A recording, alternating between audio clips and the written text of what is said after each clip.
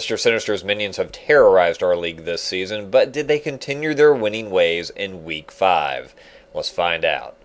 In our Week 5 cross-divisional matchup, Mr. Sinister's minions went against the Gotham Knights. The minions' waiver wire acquisition of Alshon Jeffrey paid off big. The wide receiver's touchdown and more than 200 receiving yards for almost 28 fantasy points made the difference. The minions remain undefeated, beating the Knights 113 to 103. It was Manning versus Manning in our Week 5 grudge match between the Avengers and Captain America, but Cap had the right Manning. Payton's 35 fantasy points from 5 touchdowns and more than 400 passing yards put Cap way ahead, but it was Frank Gore's limited performance on Monday night due to the 49ers' blowout of the Texans that cheated the Avengers out of the win. A very close matchup, Captain America over the Avengers 89 to 87. The score fest in the Big D paid off big for my Red Robin against the Jokers. Wide receiver Des Bryant and tight end Julius Thomas each scored 2 touchdowns and more than 100 receiving yards. Red Robin defeats the Jokers 110 to 97.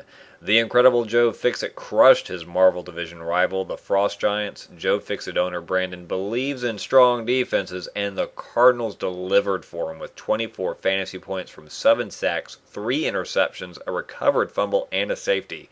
Joe Fixit doubled the Frost Giants' score, 122 to 61. Perhaps the most painful loss of the season belongs to the Scarlet Speedsters, who didn't get to substitute injured wide receiver Calvin Johnson before the start of Sunday's games. That was all the opening the Sons of Krypton needed, allowing them to win this one by half a point. This is the second week in a row the Speedsters have lost a matchup by less than 2 points. Despite some intense matchups, nothing changed in our top 3 teams, with my Red Robin in third, Captain America hangs tough in second place, and our only undefeated team, Mr. Sinister's Minions, are still in first place.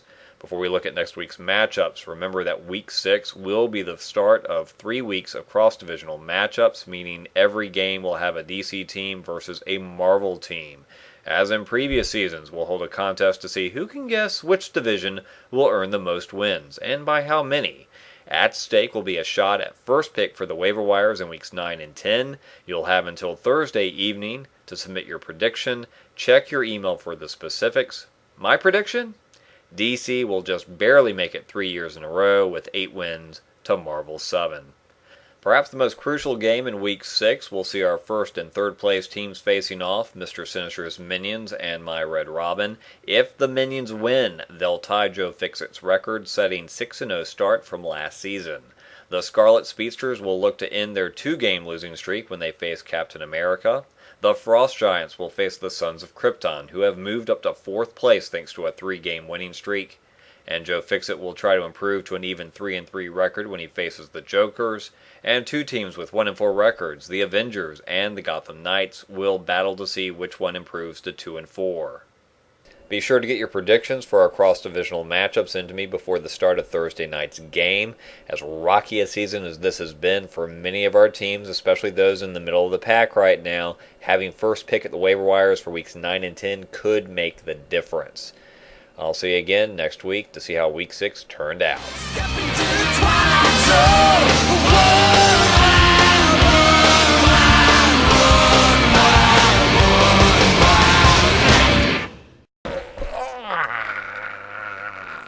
Bye.